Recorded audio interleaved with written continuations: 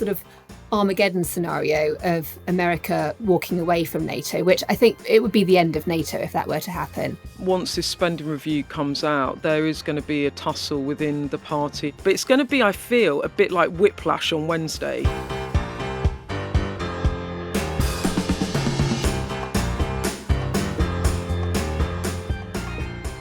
Hello and welcome to Electoral Dysfunction from Sky News with me, Beth Rigby.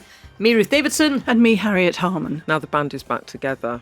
And I'm glad about this because, number one, I don't much like you two doing a pod without me. I had terrible FOMO as I listened to it driving back from rainy Wales.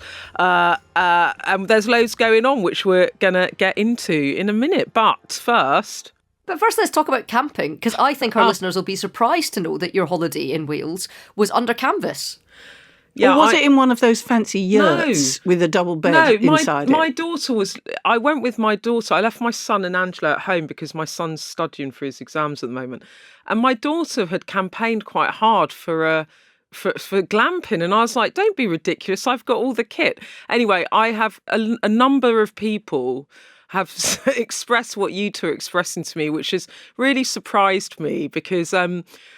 I feel like there's a disconnect between who I think I am and who I actually am to everyone else in the world. So when I was a kid, we used to go camping in Silverdale with my Uncle Jeff and my dad and my brothers. And I think I just got the bug for it there. And we only probably go once a year, but I am a massive camping enthusiast. My enthusiasm waned somewhat as I was trying to put a tent down single-handedly in rainy Wales on Sunday morning and then had to get all of the kit back in the car. That was a bit stressful, but I love camping. So there you go, something you never thought I would say. I know. But Ruth, you don't go camping. Harriet, never. Am I correct? Yep. Harriet's just a no. Anyway, so that was camping, but also, I want to talk about something else, which is Donald Trump's phone lock. Oh, I saw this. We all kind of knew he was like this slightly out there narcissist, but he's got an aura picture of himself. It's almost like one of those power pose pictures on his own phone for when he's... I also thought they kind of took mobile phones off presidents of the United States because it's a security risk, but there you go. Yeah, so he's got a picture of himself on his phone, which in a way is the least unsurprising thing ever. And this prompted us to have a look at what everyone else had. And my favourite is undoubtedly Harriet's. Do you want to explain yourself? There's a world of pain and struggle in that picture, actually, now that you've drawn attention to it. Because it's what's on your phone is a bit like the modern day version of the photographs that people used to have on their desks at work if they worked in an office. Do you remember those days? Yeah. And it used to really put a knife through my heart to see all these men, ministers and MPs with all the pictures of their children on their desk, like, I am reassuringly virile, see how many children I've got. And I would think, but you're not looking after them. You're just actually looking at the picture on the desk. So sort of in protest. I never had pictures of my kids on my desk. And I also thought that if people saw that I had 3 children and there was the picture on the desk, they'd think, oh, she's absolutely hopes she's got far too much on her hands. Look at all those children. So I never did that. And it's obviously bred through to this is classic misdirection. This is, can you hear her just absolutely I just use you not to telling therapy. Us what's on her phone. I know, but I'm unpacking all my kind of trauma from my early days, but clearly it's still there. But perhaps I should break out and put pictures of my grandchildren on the phone. You can look at this on YouTube because what Harriet has on her phone appears to be like a carpet. I don't even know what is it? Harriet doesn't even know. I don't even know, but it does look as though I've taken a picture by mistake age 4 of the carpet. Yeah. That's Harriet's picture. And I have I've got 2 phones and I've got one picture of me and the children. Hark at her. I know. I've got one picture of me and the children when they were little and cute. And then on my other one I've got just a picture of the children when they were little and cute. But the best one, the one I like the most, well, apart from I actually like Harriet's the most because it's just so not doing it. It's world of pain, yeah. It's really. It is also slightly. It's slightly on brand though. Just like a random picture that I took walking around. Ruth, yours is pretty cute though. Come on, take it away. I also have a picture from I can tell you exactly when it is. It's from February 2019. So Finn was about 4 months old, and 4 or 5 months old, and he's in a Scotland baby grow, and Jen's holding him, and she's in her Ireland rugby shirt. So Finn's in Scotland and Jen's in Ireland. And the reason that it always makes me chuckle is because when he was little, at sort of the Six Nations and at the autumn tests and stuff, we had this kind of rule that whoever got up first was able to dress him in the nation of their choosing. I think that's actually adorable, don't you? Yeah, very But sweet. isn't he a cutie? Like, how cute was Finn as a baby? He's so cute. He's still Yeah, cute. we can put that on YouTube like as his well. mother. I've got permission from Jay. Well, look, send us your suggestions for Harriet's new lock screen. I'm interested in all of the things that you think Harriet Harman should put on her phone as the first thing that she sees. We should AI it. We should get a picture of Robin Cook outside the Bromley Odeon and put that as the lock screen. That would be good. But look, WhatsApp us your suggestions to 07934 200 444. But look, let's get on with it, because next week is the spending review. Do not turn off this podcast because I said spending review. It's actually very interesting and very important. Don't let the title put you off, please. It's very important. It's the moment when the government sets the budgets for spending of all your taxpayers' money for the rest of this parliament. It's going to be pretty painful for Rachel Reeves. She's got a lot of difficult choices to make. So we're going to talk about that, and we're going to try and get into why the Prime Minister is putting us on a war footing this week. So, should we kick off with the spending review? Please, stay with us. Lock in. This is good. This is going to be a massive moment for the government this next week. You're going to be hearing loads about it over the weekend into next week, because we are in the world of a spending review. Welcome to this. Shall we explain actually why a spending review is different from a budget or a spring statement? Take it away. Oh no, I meant you, Beth, oh right, because you're the expert. I mean, I could give it a bash, but I'll probably get it wrong. Okay, yeah, no. Let me explain it. This is sort of helps me sell it to you. I got to sell this because it does matter. Look, a spending review, and we haven't had one since 2021, is when the government basically decides how it's going to spend all of the taxpayer money it's got coming into its coffers. So it's really important because it sets the budgets for all the different departments for the rest of the parliament for the next 3 years. So how much does local government get? How much do local government councils get? How much do schools get? How much do hospitals get? How much does the police get? How much are we going to invest in green energy? And the thing that's really important about spend reviews, because you might find it a bit confusing in the coming days, because on the one hand, the Chancellor's going to be saying how she's spending loads of money on big infrastructure projects, while at the same time everyone's going to be saying she's got to cut loads of money here and there. So I'll just quickly try and explain it to you.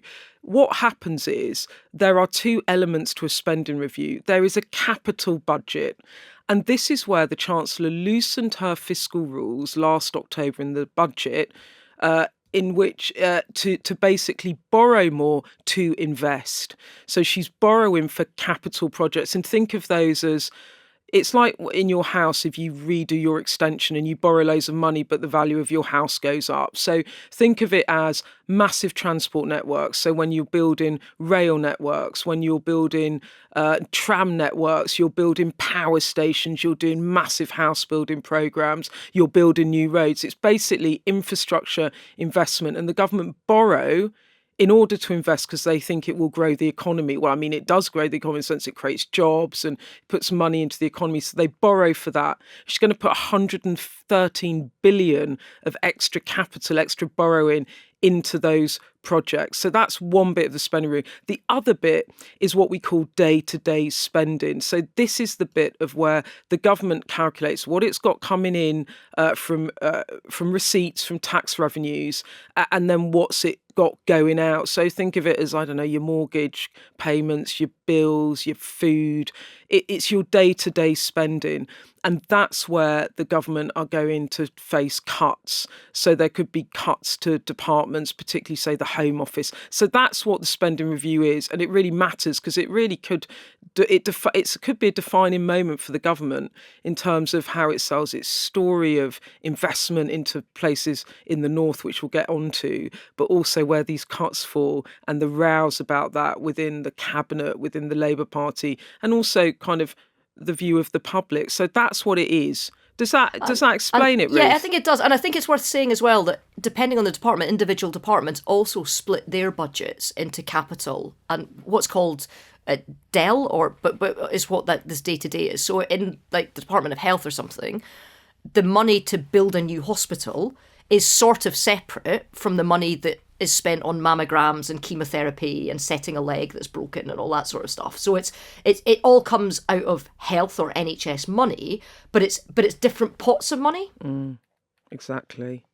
So that is what a spending review is. Harriet, I sort of sit there looking at governments doing them. You've been in governments taking part in them. Can you explain to us sort of what the process, number one, why do spending reviews really matter? And then also, what's the process? What goes on when a chancellor's putting it together? Well, they really matter for your department because that's the amount of money you're going to have to be able to spend over the next 3 years for each year.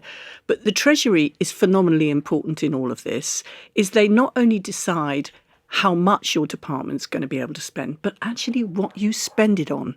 And all those civil servants and the economists and the public spending experts in the Treasury will go through every single line of your budget, looking at what you're spending.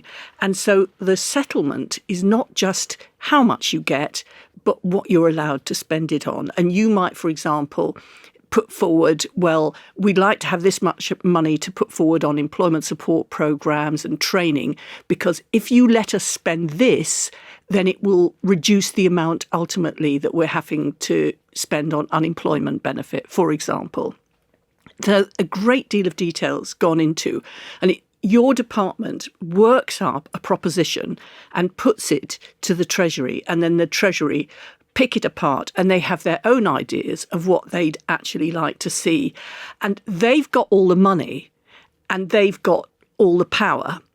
And then because without you get the money, that's it. So what is the thing that a Secretary of State who doesn't agree with what the Treasury is saying they should spend the money on, or what they're saying is the amount of money they're going to have? They can either refuse to settle, but at some point they will have to settle or resign, or they can go to number 10 and say, oh, Rachel is being incredibly difficult, or Darren Jones doesn't understand this, and try and get number 10 to intervene. But that's quite a difficult thing to do because you've got to have the politics and the economics working in tandem, and sometimes they don't. And the truth is that number 10, although that's the Prime Minister and his office, they don't have all the civil servants that know what's going on in all these budgets line by line. And the Treasury does not welcome the intervention from number 10. So actually, if the Secretary of State is really fed up with the Treasury and goes behind the Treasury back to number 10 asking them to intervene, that has also got its own consequences, because number 10 can get annoyed that the department is not settling. And it's like, why don't you just sort it out together between you? Or if number 10 gets involved, then it can annoy the Treasury even more that the Secretary of State has gone behind their back to number 10. But when I say line by line, I really mean line by line. And it is very difficult because ultimately the Treasury has all the power and you want to get on with it. But there's a lot of argument and persuasion. I don't mean fighting argument, I mean a lot of persuasion. But ultimately it gets right down to the wire, so that I remember, Gordon Brown used to be well known for ringing up on the Sunday night a spending minister before the spending review saying, well, I'll give you this if you do X. So literally phone calls right down to the wire. Someone in the Treasury actually, sorry Ruth, but someone in the Treasury actually, Harriet, said to me yesterday, because we were talking about, I was like, well, has Rachel Reeves settled? Because it seems, I think she hasn't settled yet with the Home Office, with Yvette Cooper, and also with Angie Rayner, and that the local government budget is going to be a really tough one.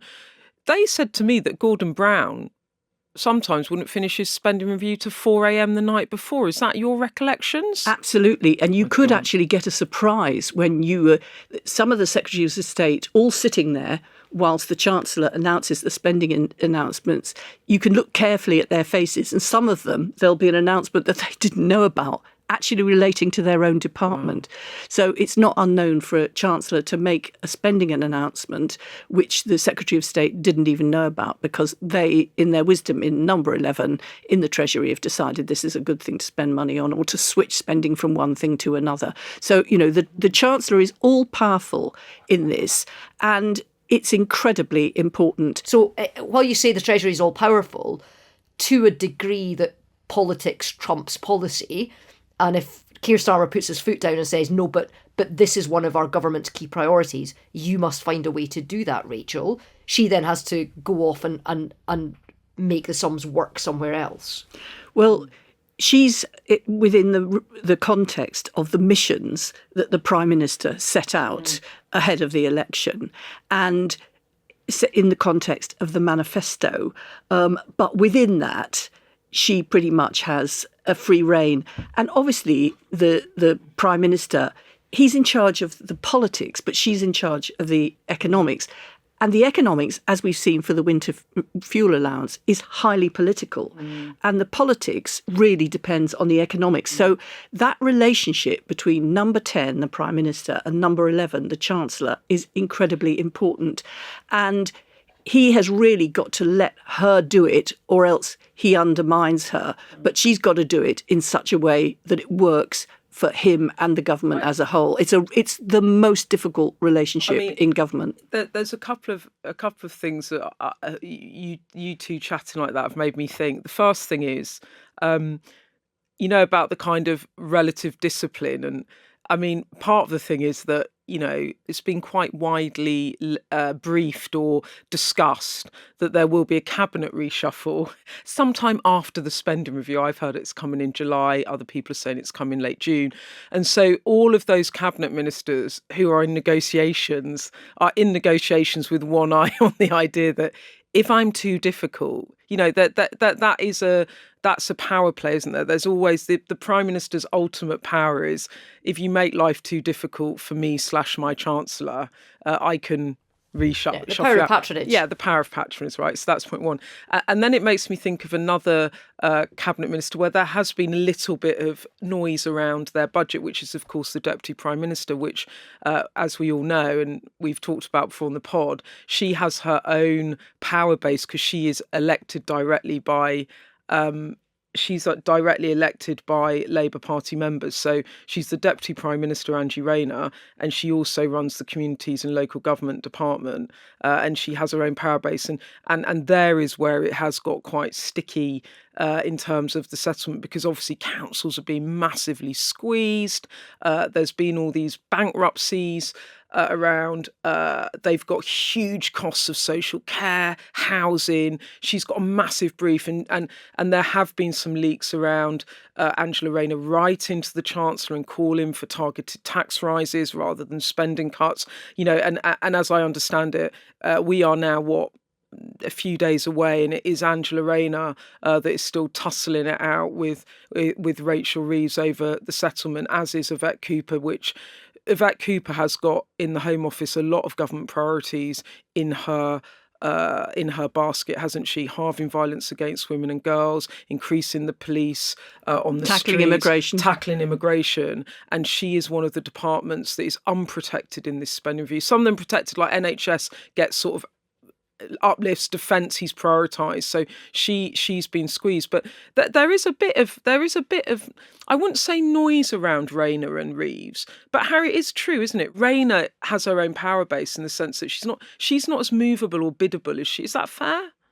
Well, I think it's always very galling for a deputy prime minister to be in the situation where, although they are number two to the prime minister, actually the chancellor is going to tell them what they can do. And that is very galling. And it's very difficult for Angela Rayner because she's got this massive target for house building, but also she's got responsibility for councils, which is very much important local services, but Cinderella services when compared to, for example, the profile that's got for health and the education departments. So, but she will ultimately have to settle according to what the Treasury wants, because the truth is, although that she's been elected by the party to be deputy leader, when you're actually in government, what matters is the Prime Minister, and he has appointed her to that department. Yeah. So he could actually, if he wanted, not that it would be sensible for him to do that. So, but she's got a difficult job to do, and she'll be saying, this is going to help the economy, this is going to help spread, improvements in standards of living across all the regions. And so it will be very frustrating for her, but she will ultimately settle. Harriet. She will ultimately settle. There's another role that the deputy leader of a party plays as well, which is to make the base feel the warm and fuzzies. And it's an unspoken role. It's not written down anywhere. The warm and fuzzies, I think, Ruth, is the way to put it, because they're trying to, give a party that's feeling pretty disillusioned at the moment a little bit of warm and fuzzies about a kind of Labour vision, right? In terms of the spending review, though, so this is the drumbeat has started this week. Yeah. We know it's happening next week.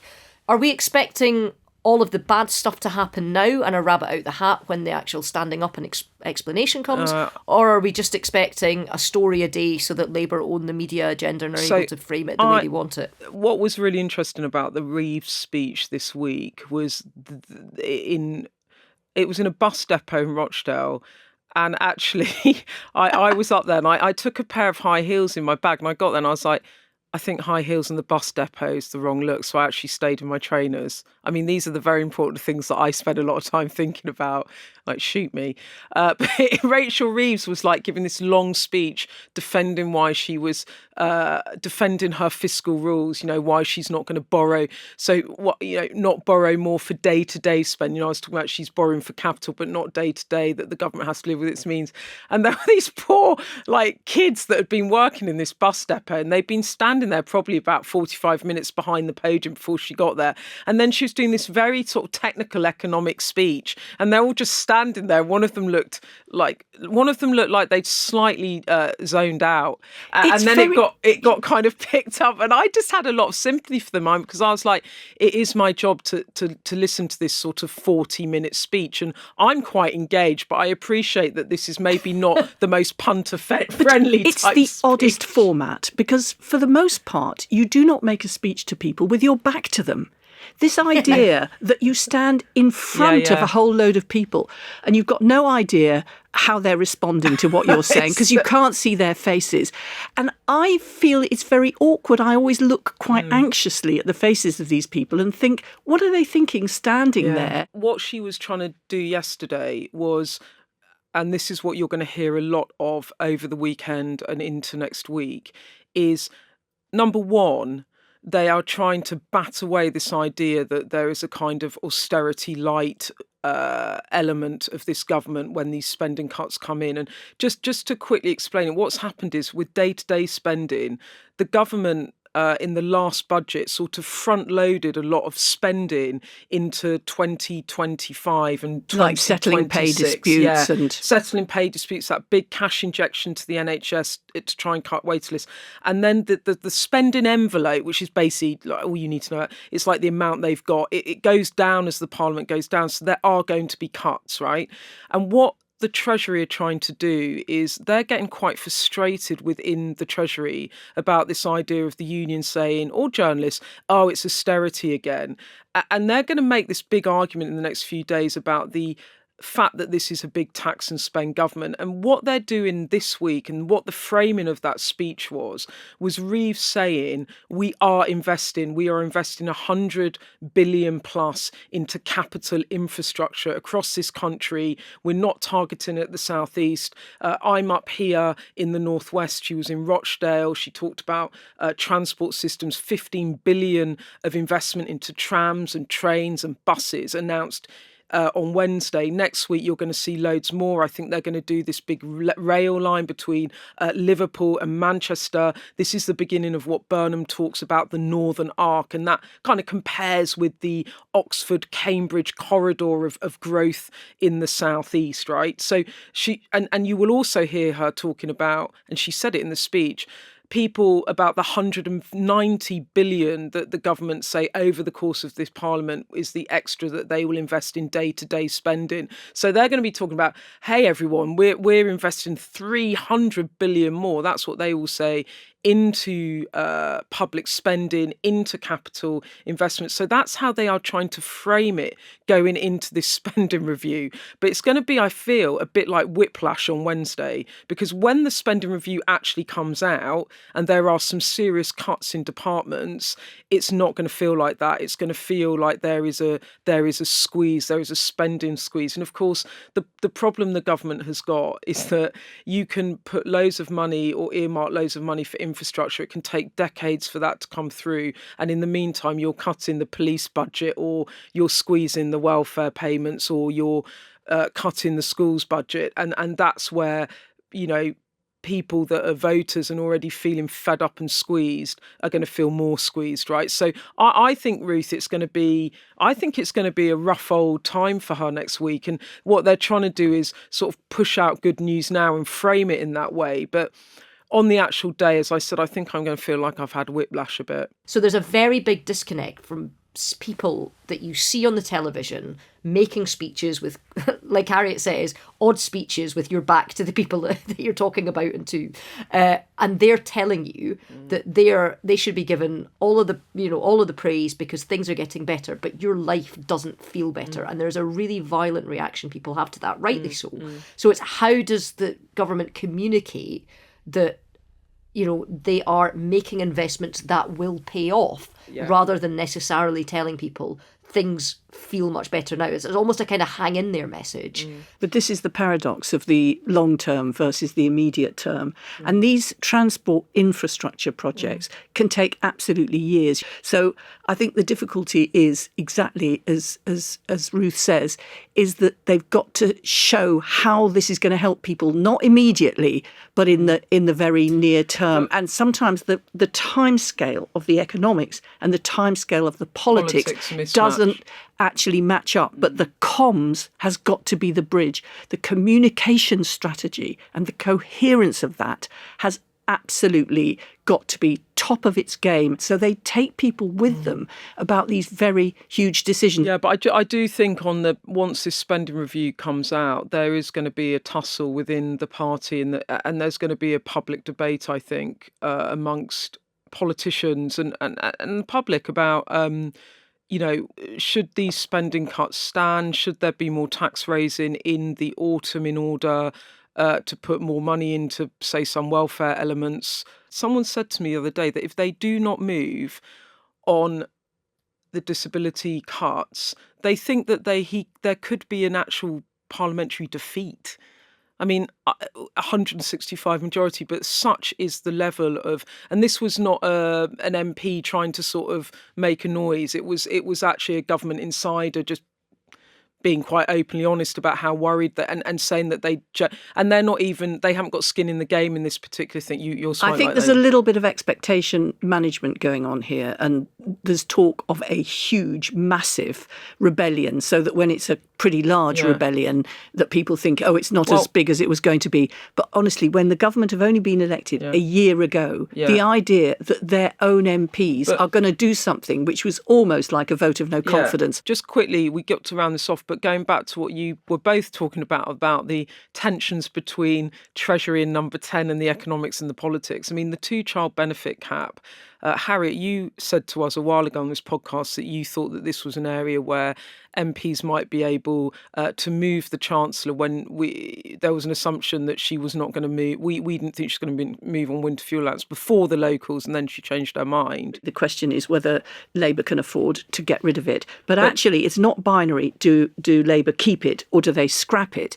There are ways that they could cut it down. Yes. So, for example, they could remove the 2-child benefit policy for families with disabled children. They could remove the 2-child benefit policy for families who are working or something like that. So it might be that what they're trying to work out is not scrapping it all together, but actually just narrowing it down a bit. The reason I raise it was that when I was at the bus depot in Rochdale and the Chancellor was talking, she was asked about would she lift the 2-child cap. Now, I've been told that the Prime Minister wants it lifted. I've also been told that his Chief of Staff, Morgan McSweeney, disagrees with that because it apparently does poll well. So this is the idea. I've got to limit my family size to 2 children because I can't afford a bigger house. I can't afford to pay for any more children. I'd love to have a bigger family, but I can't afford it. But people on benefits, they can go and have 8 children and I have to pay for it out of my taxes. That line of argument has got a resonance in some of the electorate, which is why Morgan McSweeney will be worried about getting rid of it altogether. However, it is the biggest issue for child poverty, which is a very Labour values. But what was interesting about it was when the Chancellor was asked about it in Rochdale, she said, well, I'm not changing any policy unless I get it costed. And this, like scrapping the 2-child benefit would cost $3 billion. And I would have to account for how I would pay for that. But we are supportive about tackling child poverty. So she wasn't completely ruling it out, but she could do something around the edges. She's just also making the point that she has to find the money. And it was just interesting to me because I thought, you can sort of see the tension within the government about how you deliver on that policy, but you've got to find the money. And these are going to be the rows we see from the spending review into the budget. Well, I mean, all of these tough decisions are going to be raked over into the future. We can come back to all of this after the break. We're also going to have, as a bit of a special behind the scenes, we're going to have Sky's defence editor, Deborah Haynes, who knows everything about the defence spending review and how that money's going to be spent and how it's going to be increased. So keep your ears pinned back. We're going to be buying a lot of warships and drones and all sorts. So yeah, big bits of kit coming.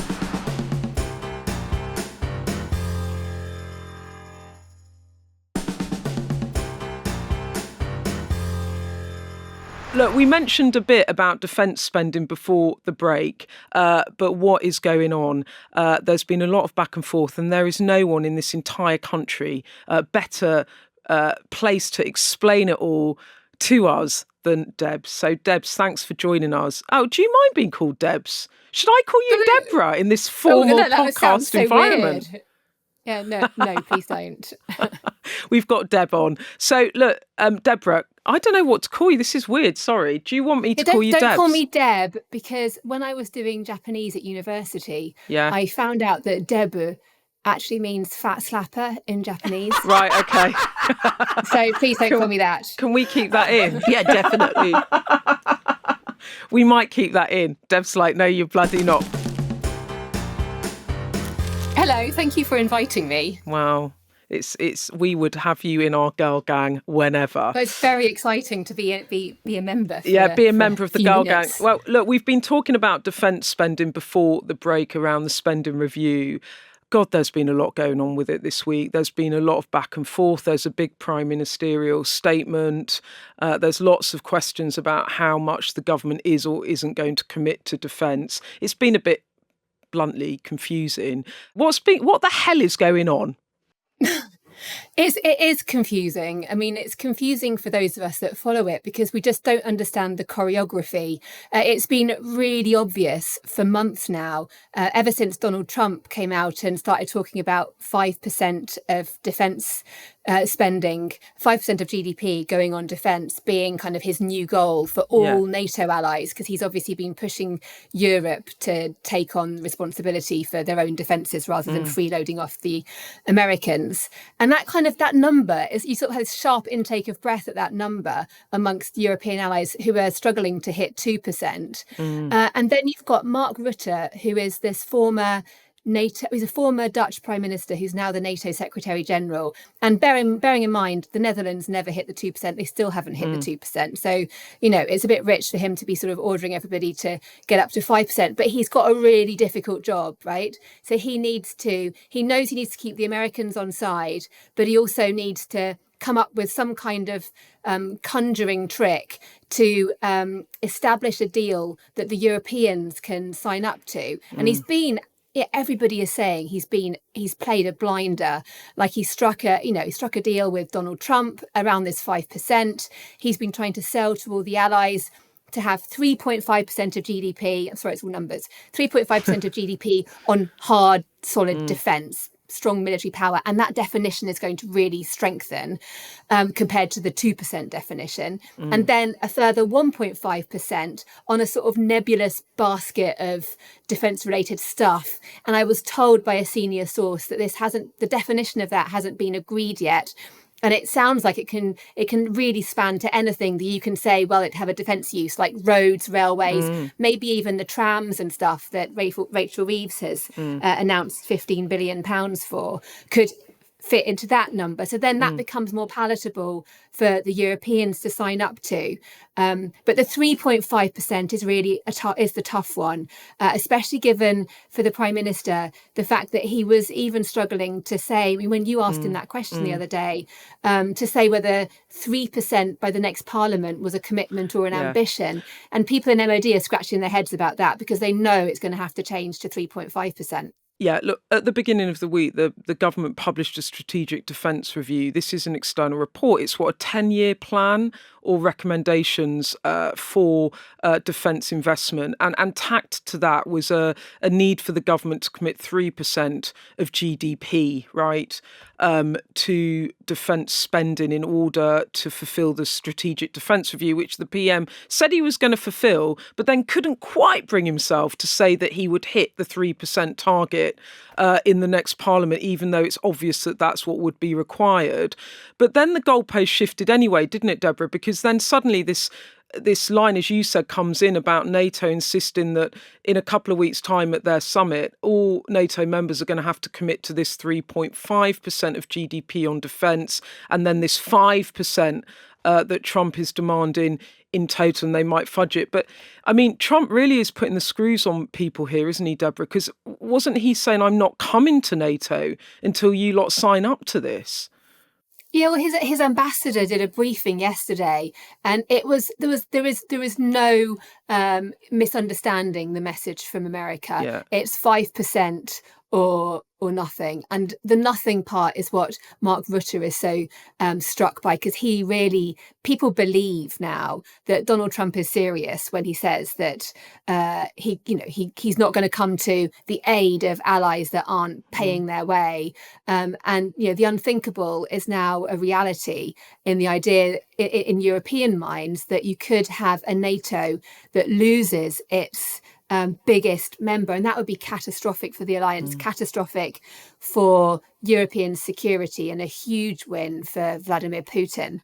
What do you make of it, Harriet? So, I mean, Starmer's in a bit of a bind here then, isn't he? I mean, if, as Deborah says, Trump could potentially withdraw the US from NATO should allies not stump up the money, this is what I would call a rock and a hard place, isn't it, for a PM, this? Absolutely. And nobody really imagines when they're seeing the prospects of a Labour government that the huge spending item, which is going to preoccupy everybody and draw so much attention, is going to be defence spending on nuclear submarines, on tanks, on recruitments. But I think for months before the election, it was starting to become obvious that there was going to need to be an increase in spending. And of course, that was accelerated by what Trump did.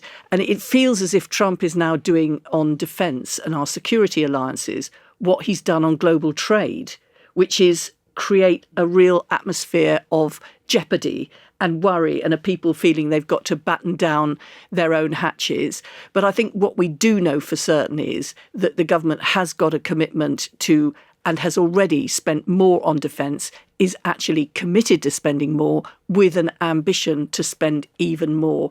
And what was surprising, I thought, when the statement was made in the House this week, is that I thought there would be lots of Labour backbenchers, or there could have been lots of Labour backbenchers saying, my constituency, we're worried about the welfare cuts, we're worried about disabled people. Do we really have to spend all this money on creating hardware we hope to never use?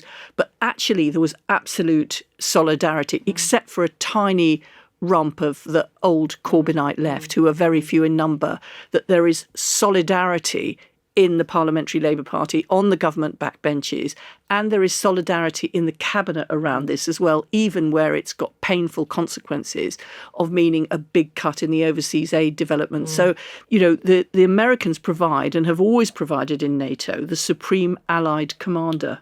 The head armed forces person is always an American. Is there really a prospect that they could pull out of that? Well, there's two things. There's like the absolute, the sort of Armageddon scenario of America walking away from NATO, which I think it would be the end of NATO if that were to happen.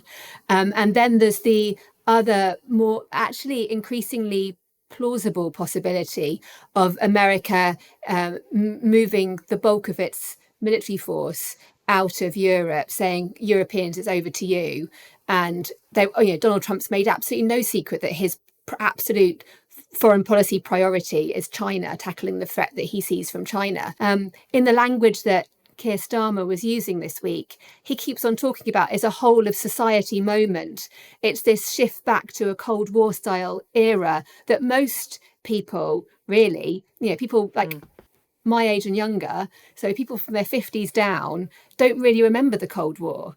And that was a time when all of society was involved, understood defence, understood the importance of deterrence, and also understood national resilience. It feels now that there's a real kind of sense that the world's about to go on another shift, and defence is going to come way, way up the list of priorities. And there's going, and even in 4 years' time, when or if Trump leaves office, actually the legacy from this really, really big brinkmanship that he's doing, it is going to have a long tail on it. I mean, just a couple of things on this. Number one, if you actually look at polling, the public are not, and you look at this kind of, you can frame it as warfare versus welfare, i.e. the need to spend public money on tooling up to be battle ready for a Russian aggressor as the US retrenches.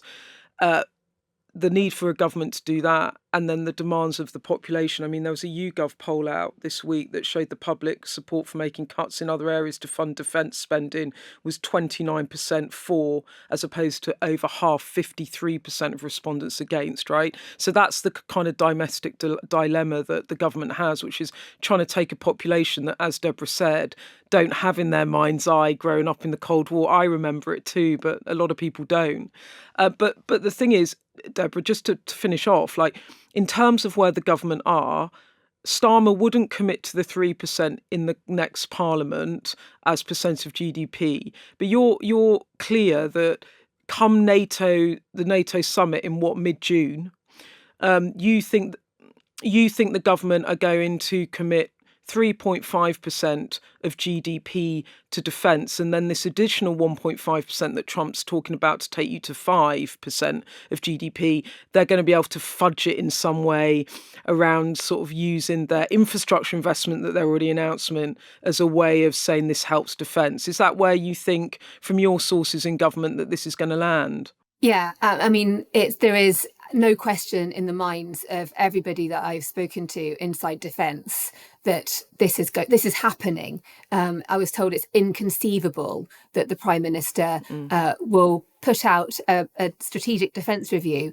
which has written at its heart NATO first, and talk openly about the UK's leading role in NATO, and then blink and fall behind Spain when it comes to signing up to this new pledge. I mean, the Germans, the German chancellor is going to be with Donald Trump later today, and he's, Germany, one of the countries that has been weakest when it comes to defence spending, understandably because of their history, is now absolutely stepping up in a way that makes the UK look quite weak. So it will happen. I was told that the UK wants to lift defence spending. It's that 3.5%, the core defence spending figure, so up to 3.5% by 2035. Well, watch this space, and I'm sure you'll be at that NATO summit, Deborah, and I'll probably Hopefully be you will too. Well, I'll probably be your wingwoman there, hopefully, and Excellent.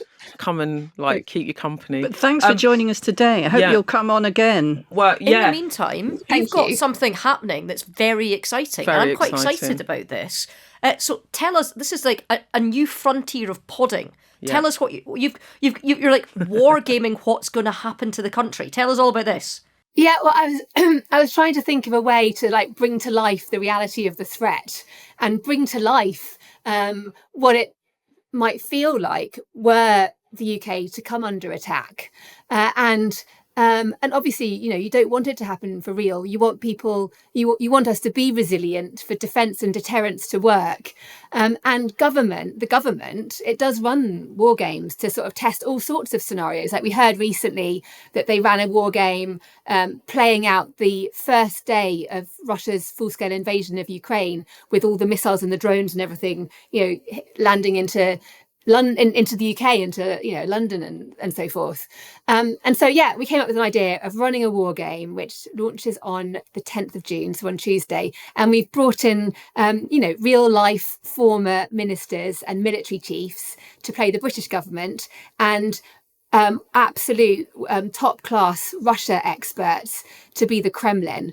We've sort of pitched them together, and hopefully it will, it's very compelling narrative which people will hopefully listen to. Are we allowed to tell people who's guest starring? Yeah, I love this. Yes, absolutely. It's like Ben Wallace and Amber Rudd. Honestly. I mean, you've got proper big chunky folk that are doing this, right? Yeah, so Amber's going to be the Home Secretary. Ben Wallace will be the Prime Minister. Jack Straw is going to be our Foreign Secretary. We've got James Heapy, who was the Armed Forces Minister, and he's going to be our Wargame Defence Secretary. We've actually got General Sir Richard Barrons, who was one of the authors of the Defence Review, as our Chief of the Defence Staff. We've got Mark Sedwell, who was the National Security Advisor under Boris Johnson and Theresa May, and he's going to be the National Security Advisor. And we've got Baroness Helena Kennedy, who's an incredible human rights lawyer, and she's going to be our Attorney General. And then a gentleman called Lieutenant General Sir David Capewell, who was the UK's top warfighting commander, and is going to resume that role. So the Chief of Joint Operations, and lots of others as well, but that's to name a few. I mean, Deborah, I just allow it, I don't want to spare your blushes here, but to pull that group of people together is absolutely bloody extraordinary. I mean, you've got people that are at the head of government, people at the head of the armed forces, you've got the former most senior person in the civil service, or one of the most senior people in the civil service. Why do you think they all, I mean, apart from your incredible charm, why do you think that they did it? Presumably they think there is a public interest in this, right? There's something really serious about this, yeah? I really think it was really daunting for me, because I've never done anything like this before, and I'm really disorganized. So the idea of trying to get some friends to meet me in a pub, my friends would laugh. I'm useless at that sort of thing. And so to try to get lots of really important people to come and meet at a set date and spend the whole day. We ran this, it was a one chance to get this right. Oh, and a crucial figure, Rob Johnson. So he's the guy that devised the game. So he heads the Changing Character of War Centre at Oxford University, and is an incredible man, former soldier, a scholar, former senior civil servant too. And so he devised the whole game, and he is absolutely key. At the end of it all, did you think, phew, it's all going to be fine, everything is, worked out? Or did you think, oh my God, this is really bad, we're done for? Well, we're being very tight-lipped about what happens. So in the hope that people will listen, episode 5, which is the last one, comes out on the 24th of June, which is actually the first day of the NATO summit. So I'm sure defence will be very much on the agenda, and hopefully so will our podcast. Now, tell us when it's out and where we can listen to it. So it's out on Tuesday, the first 2 episodes, wherever you get your podcasts. And then the next 2 episodes are out the following Tuesday, so the 17th of June. And then, the last one on the 24th. Okay, well, look, thanks, Deborah, for coming on. I cannot wait to listen to it. It's going to be an absolute stormer, really fascinating thing to do. Thanks for joining us on Electoral Dysfunction. Oh, thanks for having me. Thank you, guys. Oh, crikey, well, we got through a lot there, ladies. Right, that is all we have time for. But remember, you can always message us. You can get us on the burner phone. The number to WhatsApp is 07934 200 444. That's 07934 200 444. Or you can email electoraldysfunction@sky.uk. And a reminder that we put out an extra episode this week. You can listen to my chat with Andy Burnham on the feed now, talking about the spending review, but also like investment in Greater Manchester, the revival of the North, leadership ambitions, how's Starmer doing. There's so much in it, and it's a genuinely interesting conversation. And remember, you can follow us anytime, wherever you get your podcasts, and tell your friends about us too. Bye. Bye. Bye-bye.